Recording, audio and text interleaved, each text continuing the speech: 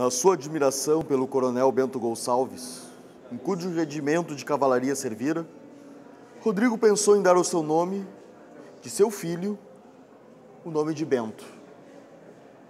Mas lembrou-se de Bento Amaral. Resolveu então chamar o primogênito de Bolívar. Bibiana não gostou do nome, mas não fez o menor reparo. Desejo do marido é para ela uma ordem. O padre Lara batizou-o naquele mesmo novembro.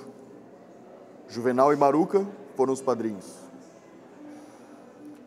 Rodrigo não podia esconder o seu orgulho e sua satisfação de ter um filho macho. Brincava com a criança como uma menina brinca com a sua boneca.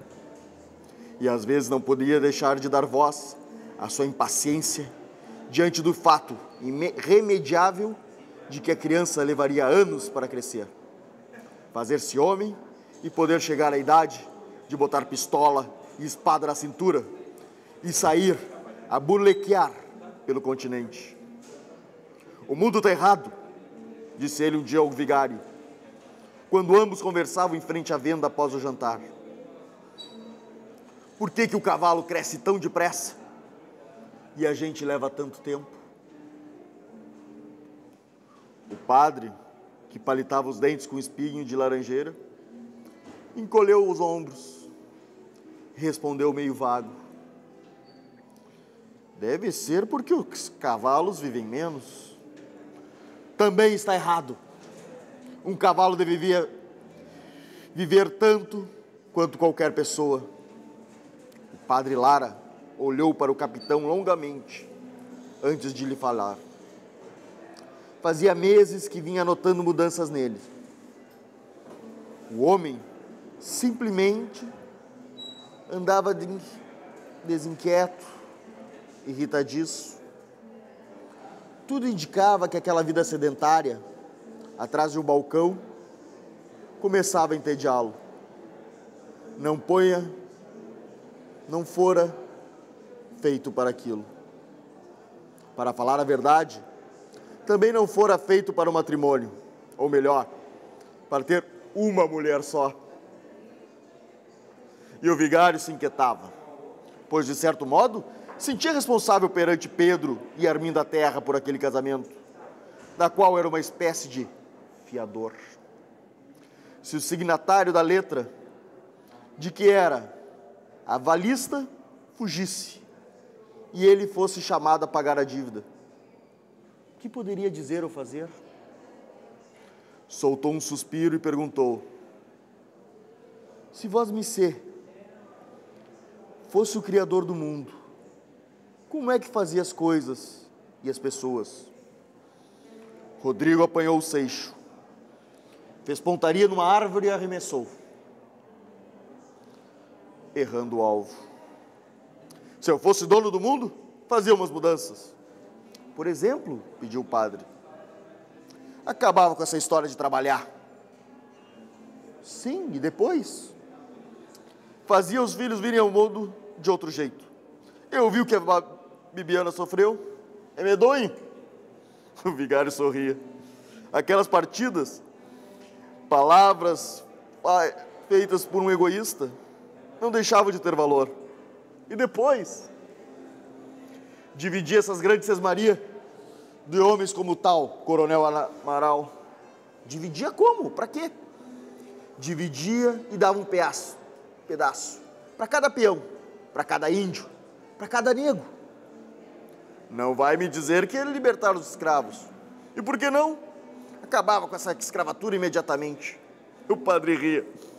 E o riso, encatarroado, que sacudia todo, depois se transformando num acesso de tosse, que acabou por deixá-lo ofegante e cansado. Vós messê das Arábias, capitão, mas continue com o seu mundo. Que mais? Dentro de casa, Bolívar chorava. E Bibiana, ninando, cantava as cantigas de Ana Terra.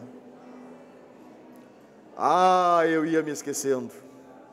Para principiar, fazia um mundo mais pequeno, para a gente poder atravessar todo ele a cavalo, sem levar muito tempo. E como é que vosmecê ia arranjar, indo de um país para o outro, sem conhecer outra língua senão a tua? Dizia o padre. Eu acabava com esse negócio de língua diferente. Rodrigo ficou pensativo, faz uma pausa. Que mais? Acabava também com a velhice. Acabava, quero dizer, ninguém envelhecia mais, nem morria. Morria. Mas se morrer era de desastre, de duelo, nas guerras. O vigário mordeu o palito, fez avançar a cabeça na direção do outro. Vosmecê não ia também acabar com as guerras? Rodrigo, por um instante, pareceu confuso. Depois respondeu, lento.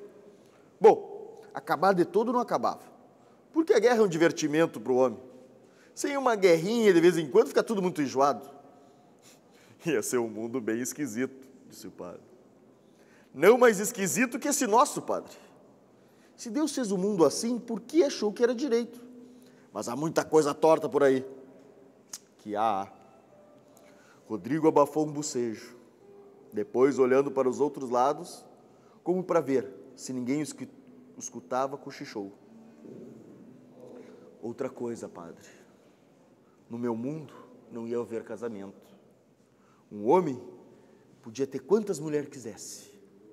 10, 15, 20 mil.